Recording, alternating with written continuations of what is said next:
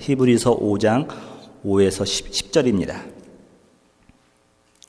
또한 이와 같이 그리스도께서 대제사장 되심도 스스로 영광을 취하심이 아니요 오직 말씀하신 이가 그에게 이르시되 너는 내 아들이니 내가 오늘 너를 낳았다 하셨고 또한 이와 같이 다른 데서 말씀하시되 내가 영원히 멜기세덱의 반차를 따르는 제사장이라 하셨으니 그는 육체에 계실 때에 자기를 죽음에서 능히 구원하실 이에게 심한 통곡과 눈물과 간구와 소원을 올렸고 그의 경건하심으로 말미암아 들으심을 얻었느니라. 그가 아들이시면서도 받으신 고난으로 순종함을 배워서 온전하게 되셨은즉 자기에게 순종하는 모든 자에게 영원한 구원의 근원이 되시고 하나님께서 멜기세덱의 반차를 따른 대제사장이라 칭하심을 받으셨느니라. 아멘. 자, 오늘은 희망의 소리 그가 오신다. 대간절 세 번째 주를 맞이하여 참 평강의 왕이 오신다라는 제목으로 말씀을 나누려고 합니다. 여러분, 이게 불행인지 다행인지 모르겠는데 우리는 원하든 원하지 않든 뉴스의 홍수 속에 살고 있습니다. 이 소식들 중에서는요, 우리에게 기쁨과 용기와 희망을 주는 것이 있는가 하면 반면에 어떠한 소식들은요, 우리의 기쁨을 빼앗아 가고 또 우리를 우울하게 만드는 소식들이 있습니다. 자칫 잘못하면 이러한 것들에 의해서 우리의 마음에 평화를 잊기가 쉽상입니다. 하지만 오늘 믿음의 자녀들이 명심해야 될 것 한 가지는 뭐냐면요, 우리들은 온도계와 같은 삶을 살아서는 안 된다는 것입니다. 온도계는요, 주변 환경에 민감합니다. 영향을 받죠. 그래서 주변 여건에 따라서 때로는 올라가기도 하고 내려가기도 합니다. 사람도 마찬가지예요. 온도계 같은 사람은요, 누가 뭐라고 했다고 해서 그냥 바닥으로 확 내려가기도 하고 또 누가 치켜 세우면요 또 하늘 높은 줄 모르고 또 올라가기도 합니다. 여러분, 이런 온도계와 같은 삶은요, 우리가 하나님을 기쁘게 할 수가 없습니다. 환경의 영향을 안 받을 수는 없겠지만 하나님께서 우리의 마음을 지켜달라고 우리는 늘 기도해야 될 이유가 바로 이거예요. 하지만 우리 성도님들은요, 이런 삶을 살아야 돼요. 온도 조절기 같은 삶을 살아야 됩니다. 어느 분위기가 차가우면요, 끌어올리는 거죠. 내가 끌어올리면서 끌어올리는 거죠. 또 무덥고 습한 여름날 온도를 낮춰 상쾌함을 주는 것처럼, 그런 에어컨처럼 주변을 상쾌하게 만들기도 하고 시원하게 만드는 그런 하나님의 자녀들이 추구해야 될 삶이 그러한 삶이 아닌가 생각해 봅니다. 여러분은 온도계입니까? 온도 조절계입니까? 지난주에는 세상 권력과 세속적 부가 우리의 소망이 될 수 없다는 것을 말씀을 드렸습니다. 그래서 예수님만이 우리의 참 위로자이면서 참 소망이시면서 이 말씀을 제가 여러분을 드리면서 은혜를 나누는데요. 여러분, 주님 위에 다른 것들을 붙드는 사람들이 많이 있습니다. 지금은 몰라요. 지금은 어떻게 그게 행복해 보이기도 하고요. 룰루랄라 주일마다 좋은 경치에서 골프도 치고 가족과 함께 어울리는 거 아름다운 일인데요. 지금은 구별할 수가 없지만요, 성경의 증언처럼 마지막 날 주님 오실 때에 그들은 낭패를 볼 확률이 많습니다. 낭패를 보게 되어 있어요, 여러분. 여러분, 아까 말씀드린 것처럼 우리 주위를 감싸고 있는 나쁜 소식들, 때로는 슬프고도 억울하고도 분노를 일으킬 만한 소식들을 접하는데요. 여러분, 이것이 왜 문제가 되냐면 알게 모르게 우리의 마음에 상처를 주는 거예요. 상처를 주는 거예요. 우리 마음 가운데 상처를 받으면요, 나타나는 증상이 여러 가지 있는데 그 중에 하나가 뭐냐면 컴플레인을 자주 할 수도 있고요. 또 하나는 뭐냐면 마음의 평화를 잃어버리기가 십상입니다.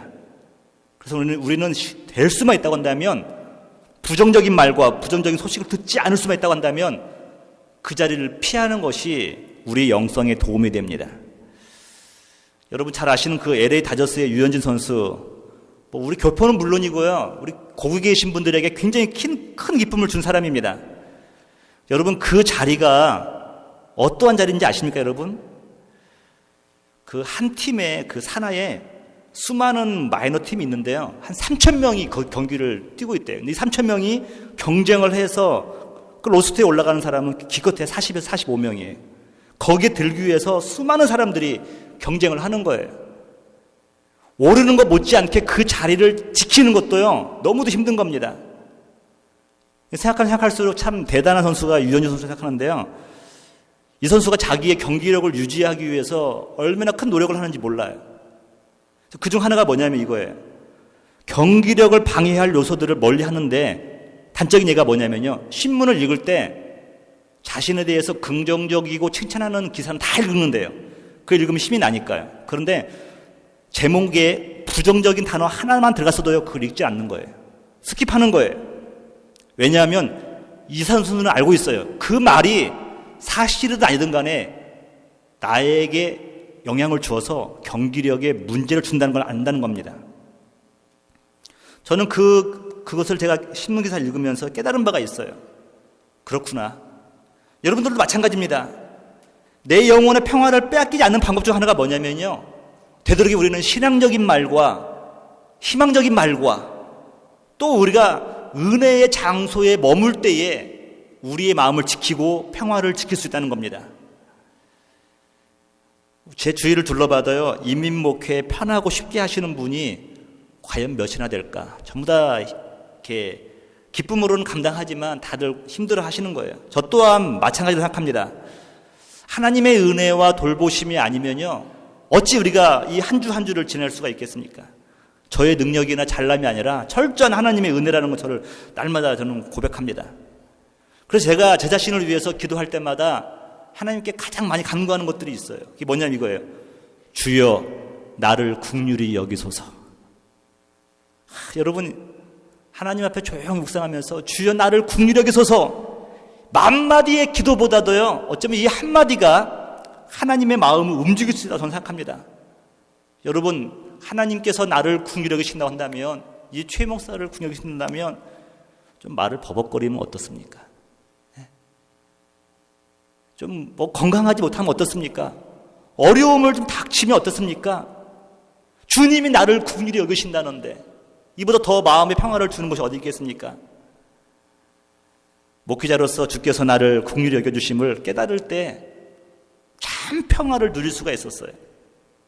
또는요, 여러분들이 저를 긍휼히 여기신다는 것을 제가 느꼈을 때 마음의 평화를, 기쁨을 느낄 수가 있었습니다. 우리 지난주에 전교인 새벽 예배를 마친 후에 참석자들과 아침을 나누면서 이런저런 얘기를 나눌 수 있는데요. 이제 한 분이 이런 얘기를 하는 거예요. 취미가 직업으로 연결된 것만큼 행복한 사람이 어디 있겠느냐. 여러분 생각해 보세요. 내가 좋아하는 것이 직업으로까지 됐다. 여러분 그 일을 하면서 여러분 얼마나 많은 또 기쁨도 얻고 소득도 있겠습니까?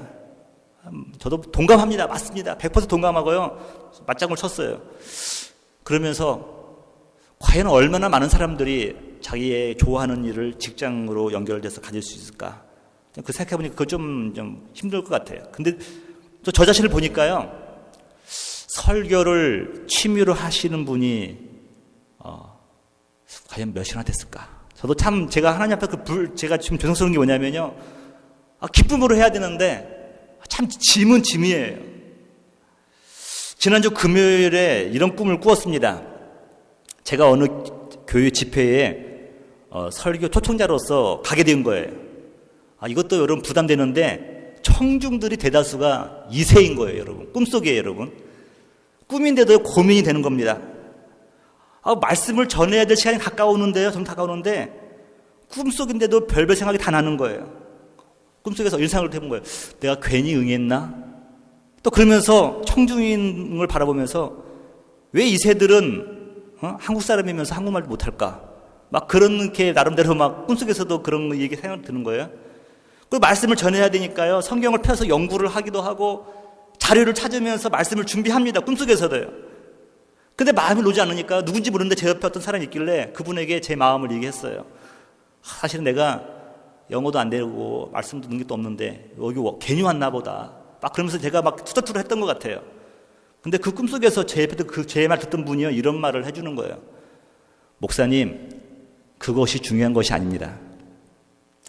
그분이 당신을 초청했을 때는요, 잘 가르치고 전하라는 것보다도 당신이 주님을 사랑하는 그 뜨거운 마음과 열정을 전하기를 원해서입니다.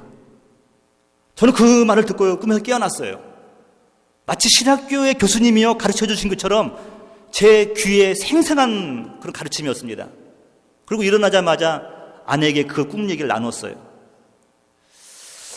아마도 하나님께서 저를 포함한 모든 설교자에게 기대하는 것은 잘하는 것보다도요, 그분을 얼마나 사랑하는 그 열정과 사랑을 그것을 성도들에게 전하기를 원한다는 것을 알게 되었습니다. 저는 어느 때보다 그날 아침에 마음의 평화를 누릴 수가 있었어요. 이것은 하나님이 주신 평화구나라는 것을 알게 되었어요. 또 설교 준비를 시작하는 순간 마음은 좀 어두워졌지만요. 여러분, 날마다 들려오는 우리의 세상 소식들은요, 우리 마음에 혼란과 두려움과 분노를 안겨주므로 마음의 평화와 기쁨을 뺏어갑니다. 특별히 또 부정적이고 불신앙적인 말들은요, 파급 효과가 더 큰 거예요. 이스라엘 백성들도 마찬가지였습니다. 이들도 부정적인 말을 들었을 때는요, 여호와 신앙을 잃어버리고 말았습니다. 여러분 잘 아시는 것처럼 가네스 바네아 광야에서 12명 정탐꾼의 보고가 있는 날이었습니다.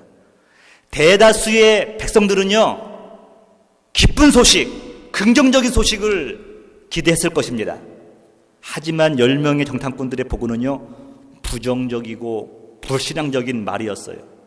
여러분, 단순히 그걸 끝내는 것이 아니라 백성들의 마음에서요, 기쁨과 평화를 앗아가고 마른 거예요. 10명의 정탐꾼의 마음속에 두려움과 자신들의 무능력을 인하여 마음의 평화가 잃어버리고 말았는데, 그 마음이요, 백성들에게 전염된 거예요. 마음의 평화를 잃어버린 이유는 하나님 초점을 맞추지 못하고 보이는 적들과 자신의 능력에만 시야를 한정했기 때문입니다. 여러분 노트에 보시면 민수기 13장에서 31절, 33절 이 말씀을 제가 스킵할게요. 여러분 잘 아시니까요. 33절 후반부에 보시면 이거예요. 우리는 스스로 보기에도 메뚜기 같으니 그들이 보기에도 그와 같았을 것이다 라고 말하고 있습니다. 백성들의 마음은요, 두려움과 불안이 엄습해 오더니 어느덧 불신하게 고백들을 하고 말았습니다. 하지만 여호수아 갈렙 이 2명의 정탐꾼은요, 달랐어요. 이들의 마음에는요, 하나님의 평화가 넘쳤습니다.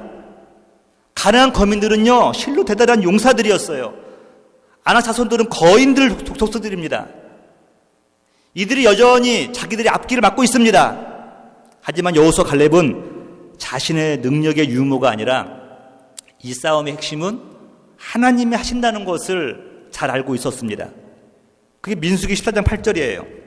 여호와께서 우리를 기뻐하시면 우리를 그 땅으로 인도하여 들이시고 그 땅을 우리에게 주시리라. 이는 과연 젖과 꿀이 흐르는 땅이니라.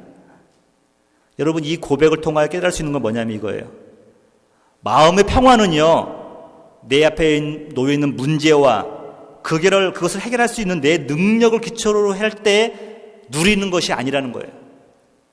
감당하기 버거운 문제가 내 앞에 놓여있을지라도 하나님을 인정하고 그분이 우리를 기뻐하시는가 그렇지 않는가에 달려 것을 안다는 것에 달렸다는 것입니다. 여러분, 우리 중에 누가 가족의 문제, 자녀의 문제, 사업의 문제를 문제 없이 살아가는 사람이 누가 있겠습니까? 그럼에도 불구하고요, 우리는 마음속에서 평화를 누려야 된다는 겁니다. 왜냐면요, 여러분이 하나님을 신뢰하고 그분이 하나님의 모든 사정을 알고 계시며 그분이 여러분의 사정을 다 알고 계시며 여러분의 문제에 개입하시기 때문입니다. 믿으십니까? 하나님께서요, 우리 문제에 개입하고 계셔요. 우리는 이것으로 말미암아 평화를 누려야 된다는 겁니다. 오늘 우리가 읽었던 본문에 보면요, 2 종류의 대제사장이 소개되고 있습니다. 하나는 아론의 반차, 아론의 계열에서 대제사장이고요. 다른 하나는 멜기세덱의 계열로서 제사장을 소개하고 있습니다. 여러분, 우리가 오늘 읽지 않았지만 히브리서 5장 1절에서 4절을 한번 잠깐 보시면요, 아론의 계열의 대제사장의 역할에 대해서 말씀하고 있습니다. 우리가 주목할 대목은 이런 거예요. 대제사장 아론의 계열은 하나님이 선택하시고 세우신 자들이 분명합니다. 여러분 1절 한번 보시면요, 5장 1절에 보시면 대제사장마다 사람 가운데서 택한 자다 그랬어요. 하나님 택하심을 받은 입은 자예요. 또 4절에 보시면 아론과 같이 하나님의 부르심을 받은 자라고 표현하고 있습니다. 근데 하지만 여러분, 영원한 대제사장으로서 분명한 한계를 갖고 있는 것이 있는데요. 2절에 보면 이거예요. 이러한 사람 중에 뽑힌 사람은요, 아론의 계열의 대제사장은요, 자기도 연약에 휩싸여 있음이라고 표현하고 있어요. 여러분, 예수님도 인간의 형상으로 오셨기 때문에 연약할 수가 있거든요. 그 3절에서 예수님이 해당 안 돼요. 3절 보면 또한 자신을 위하여도 드리는 것이 마땅하니라라고 표현하고 있습니다. 이걸 통하여 볼 때 1절에서 4절의 말씀은요, 예수님을 가리키는 것이 아니라 아론의 계열을 따르는 대제사장을 가리키는 것을 볼 수가 있습니다. 예수님은요, 죄가 없으시기 때문에 자기를 위해서 제사를 드릴 필요가 없었던 거예요. 분명한 것은 아론의 계열의 제사장은 장차 오실 제사장의 대모형이라는 것을 발견하게 됩니다. 그렇다면 영원한 대제사장 멜기세덱의 반차를 쫓는 분은 어떠한 분이십니까? 여러분, 오늘 이렇게 제가 이렇게 말씀을 묵상하면서 제가 이렇게 결론 부분에다가 좀 집어넣은 내용들이 있는데, 제가 여러분에게 드리고 싶은 말씀이 그거예요. 나중에 가서 하겠지만, 참 우리는 인스턴트식 은혜를 많이 꿈꿔요. 쉽게, 빠르게, 감동과 감화를 받기를 원하고, 눈물을 좀 흘리기를 원한다는 거죠. 제가 오늘 말씀을 준비하면서 지극히 제가 성경적으로 가는 이유가 있어요. 그런 인스턴트 식품은요, 우리 몸에 해로운 것처럼 인스턴트 은혜는요, 잠깐 있다가 사라지기 때문에 그러는 거예요. 왜 이것이 말씀이 핵심이 안 되면 흔들릴 수밖에 없는 것인가를 알기 때문에 오늘 지금 제가 지루할지라도 말씀을 제가 이렇게 연구하는 겁니다. 여러분, 오늘 제가 읽었던 본문을 한번 보시기 바랍니다. 5절을 보시면요, 그리스도께서 대제사장 되심도 스스로 영광을 취하심이 아니에요. 오직 말씀이신 이가 그에게 이르시되 너는 내 아들이니 내가 오늘 너를 낳았다 하셨고, 6절에 보시면 또한 이와 같이 다른 데서 말씀하시되 내가 영원히 멜기세덱의 반차를 따르는 제사장이라 하셨으니 라고 표현하고 있습니다. 아론의 계열이 아니라 멜기세덱의 계열이라는 것을 지금 말씀하고 있는 거예요. 여러분, 그리스도가 대제사장이 되신다는 것은요, 하나님께서 선택하시기 때문에 된 거예요. 하지만 아론의 제사장과 무엇이 다른지에 대해서 성경에서는 말씀하고 있습니다. 6절에는요, 영원히 멜기세덱의 반차를 따르는 제사장이라고 말씀하고 있는데, 이 구절에 여러분들이 관심을 좀 가져야 됩니다. 이것이 히브리서 기자가 저와 여러분들에게 예수 그리스도를 우리에게 소개할 때 대제사장의 직무와 특징에 대해서 말씀해 주고 싶은 것입니다. 여러분, 이것을 이해하기 위해서 멜기세덱이 어떤 사람이었는가를 좀 알아보는 것도 중요하죠. 창세기 14장 17절, 제가 친절한 사람이잖아요. 노트에다 다 적어놨습니다. 안 찾아도 되잖아요. 창세기 14장 17절 이후에 보면요, 아브라함이 소돔성에서 끌려갔던 조카 롯을 구해서 돌아올 때, 단에서까지 가서 찾아올 때의 그 장면입니다. 이때 여러분, 두 왕이 아브라함을 영접합니다. 한 명은 소돔 왕이고 한 명은 살렘 왕 멜기세덱입니다. 17절에 보면요, 당연히 자기들의 백성과 잃어버렸던 걸 찾아오기 때문에 소돔 왕이 나와서 영접하는 건 당연한 것입니다. 그런데 여러분, 살렘 왕이 왜 나왔는가 하는 점이 궁금한 겁니다. 살렘 왕은 뭐 때문에 나왔을까? 그러기 위해서 좀 멜기세덱이 어떤 사람인가를 성경에서는 말씀하고 있는데요. 18절에 볼게요. 살렘 왕 멜기세덱이 떡과 포도주를 가지고 나왔으니, 여러분, 떡과 포도주. 여러분들이 좀 이제 성경에 대해서 좀 알고 말씀 많이 듣다 본다면요, 떡과 포도주 하면 그냥 한 끈의 식사로만 이렇게 받아들여서는 좀 약한 것 같아요. 떡과 포도주다 하면 여러분 딱 생각나는 것이 있어야 돼요, 여러분. 생각나는 것이 있어야 돼요. 여러분의 머리를 스치고 지나가는 것이 있어야 돼요. 살렘 왕 멜기세덱이 떡과 포도주를 가지고 나왔으니 또 그는 지극히 높으신 하나님의 제사장이더라. 여러분, 살렘은 바로 샬롬 같은 뜻이죠. 여러분, 평화를 의미합니다. 예루살렘 하면은요, 평화로운 곳이에요. 평화로운 장소란 뜻이 있어요. 이 멜기세덱의 정확한 의미는 뭐냐면 이거예요. 살렘 왕은요, 평화의 왕이에요. 멜기세덱이라고 표현하고 있습니다. 이 멜기세덱은요, 근본도 없어요. 언제부터 제사장 역할을 했는지도 몰라요. 다만 지극히 높으신 하나님의 제사장이라는 것을 말하고 있습니다. 그가 아브라함을 위해서 떡과 포도주를 가지고 나온 거예요. 밤새 싸우고 지친 군사들을 위해서 만찬을 준비한 겁니다. 신학적으로는 여러분 떡과 포도주가 다른 의미도 가지고 있다는 걸 말씀을 드렸어요. 살렘 왕이 떡과 포도주를 아브라함에게 줍니다. 영적으로 큰 의미가 있죠. 하지만 오늘 주제가 아니기에 넘어가겠습니다. 그리고 멜기세덱이 아브라함을 축복합니다. 19절 보시면 그가 아브라함에게 축복하이로되 천지의 주제시요 지극히 높으신 하나님이여 아브라함에게 복을 주소서. 어떤 복도 말하지 않고 복만 달라고 했어요. 그리고 아브라함 일행이 이렇게 말합니다. 너희 대적을 내 손에 붙이신 지극히 높으신 하나님을 찬송할지로다. 하매 아브라함이 그 얻은 곳에서 10분의 1을 멜기세덱에게 주었더라라고 말씀하고 있어요. 창세기의 말씀을 정리해 보면요, 살렘 왕 멜기세덱은 평화의 왕이라고 하는 것을 알 수가 있습니다. 그리고 아론과 같은 사람의 계열이 아닌 하나님이 임명한 하나님으로부터 계열이라는 것을 알 수가 있죠. 그가 하나님의 복을 베풀며 승리를 주신 하나님께 찬양과 경배를 돌리도록 백성들을 권유하는 자였습니다. 우리가 믿는 예수 그리스도가 바로 평화의 왕 멜기세덱의 계열이라는 것을 설명하기 위해서는 창세기와 히브리서의 말씀을 이용하면서 말씀을 드리고 있습니다. 이것이 왜 중요한가 제가 이어서 말씀을 드리도록 하겠습니다. 그렇다면 여러분, 왜 우리가 평화의 왕 멜기세덱의 반차를 쫓는 예수 그리스도를 통하여서만 평화를 누릴 수 있는지 궁금하지 않으십니까? 그 의문을요 7절 이후에서 우리가 발견할 수가 있습니다. 여러분 7절 한번 보실래요? 그는 육체에 계실 때에 자기를 죽음에서 능히 구원하실 이에게, 여러분 동그라미 쳐보세요. 심한 통곡과 눈물과 간구와 소원을 올렸고, 여러분 예수님께서 심한 통곡과 눈물과 간구와 소원을 올리셨다. 왜 그러셨을까요, 여러분? 십자가의 두려움 때문에 그랬을까요? 남겨진 어머니 마리아를 위해서 그랬을까요? 아닙니다, 여러분. 예수님은 성경 어디에서 보더라도 자기 자신을 위해 간구한 적은 한 번도 없었습니다. 십자가에서 다 이루시고 마지막 숨을 거두는 그 순간에만 내 아버지, 내 영혼을 아버지 손에 부탁하나이다 라고 간구한 것 위에는요 없어요. 철저히 그 위에는 죄인과 연약한 자들과 가난한 자들과 병든 자들, 그리고 소외된 자들을 위해서 간구하신 밖에 없습니다. 따라서 예수님의 통곡과 눈물과 간구와 소원 올리시면요 철저히 죄인들을 위한 눈물이었다는 것을 알 수가 있습니다. 그 결과 예수님의 경건하심으로 말미암아서 하나님으로부터 응답을 받았다라고 표현하고 있습니다. 또 8절에 보면요 그가 아들이시면서도 받으신 고난으로 순정함을 배웠다라고 말씀하고 있고요, 9절에 온전하게 하셨은즉 자기에게 순종하는 모든 자에게 영원한 구원의 근원이 되시고. 자, 여러분 저는 8절에요 아들이시면서도라고 하는 단어가 저는 눈에 들어왔어요. 다른 말로 이거예요. 받지 않아도 될 고난을, 그런 뜻이에요.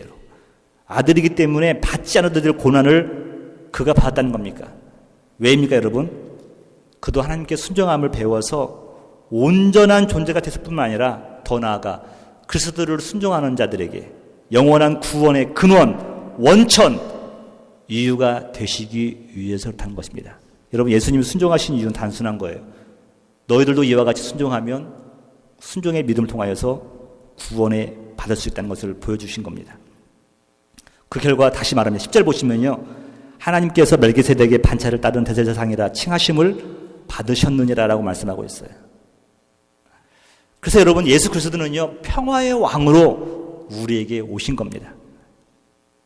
멜기세덱이 지친 아브라함에게 떡과 포도주를 주어 배부름과 평화를 주었듯이 예수님은 자신의 살과 피를요 세상에 참 양식으로 내어주신 겁니다.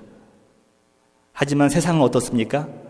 평화의 왕으로 오신 예수님을 인정하지 않는 거예요.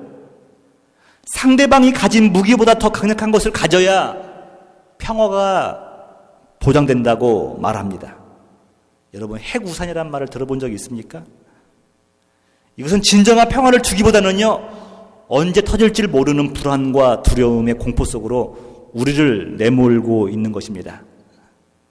시편 기자는 세상의 왕들이 하는 짓을 다음과 같이 표현하고 있습니다. 여러분 시편 2편을 보시면요 제가 한번 기록해 봤는데, 어찌하여 이방 나라들이 분노하며 민족들이 헛된 일을 꾸미는가? 이들이 헛된 일이 뭡니까? 스스로 지들이 평화를 누리겠다는 거예요. 세상의 군왕들이 나서며 관원들이 서로 꾀하여 여호와와 그의 기름 부음 받은 자를 대적하며 우리가 그들의 맨 것을 끊고 그 결박을 벗어버리자 하는도다. 하늘에 계신 이가 웃으시며 주께서 그들을 비웃으시리로다. 그때의 분을 바라며 진노하사 그들을 놀라게 하여 이르기를 내가 나의 왕을 내 거룩한 산 시온에 세웠다 하시리로다라고 말씀하고 있습니다. 때때로 우리가 감당할 수 없는 영적인 공격들이 우리들에게 난무할 때가 많아요. 우리를 넘어뜨리기 위해서 원수들이 온갖 중상모략을 펼칩니다. 우리 생각에 나쁜 부정적인 걸 자꾸 넣어주는 거예요. 그런데 불구하고 우리가 평화를 잊지 않을 수 있는 이유가 뭐냐면요, 하나님께서 그것들을 비웃고 계신다는 거예요. 스펄전 목사님은요, 이 점에 대해서 이렇게 말씀하고 있어요. 전능하신 하나님의 침착한 권위와 그분이 세상 군주들과 분노하는 민족들을 우습게 여기신다는 표현에 주목하라. 하나님은 그들과 싸우시기 위해 몸을 일으켜 세우시지 않으신다. 그들은 그들을 멸시하신다.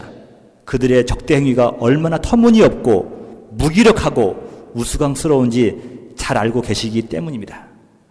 여러분, 하나님은요, 하나님을 비웃는 자들, 복음에 대해서 외면하는 자들을요, 비우고 계시는 거죠. 사랑하는 성도 여러분, 저는 오늘 예수 그리스도가 참 평화의 왕이셨음을 여러분에게 전하고 있습니다. 그렇다면 여러분 마음 가운데 진정한 평화, 삶의 평화를 누리고 계십니까?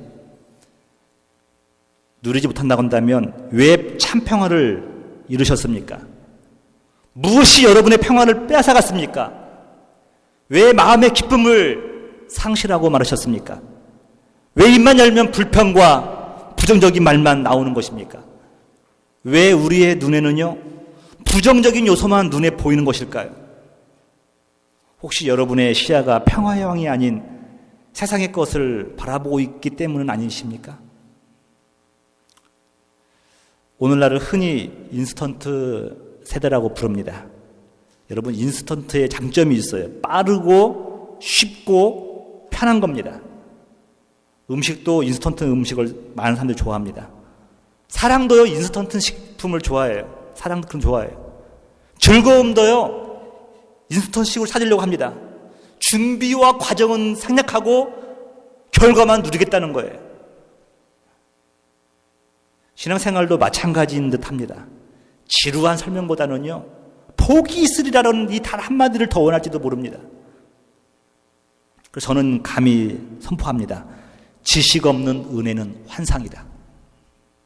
하나님의 말씀이 결여된 감동은요, 인스턴트식 은혜인 거예요. 인스턴트 음식이 우리의 몸을 병들게 하는 것처럼요, 이 은혜는 신앙을 견고히 세우지 못하게 하고 작은 어려움에도 우리를 넘어뜨리고 말게 하는 것입니다. 사랑하는 성도 여러분, 여러분들이 많은 노력을 한다 할지라도 어제까지의 여러분의 삶을 바꿀 수는 없습니다. 하지만 오늘과 내일의 삶은요, 지금 믿음의 결단을 한다고 한다면 우리는 바꿀 수가 있는 것입니다. 부디 여러분의 시야를요, 평화의 왕으로 오신 예수 그리스도와 또 그분을 보내신 하나님께 고정하시면서 그분 주신 평화 가운데 그걸 누리면서 축복 가운데 살아가시기를 주님의 이름으로 축원드립니다.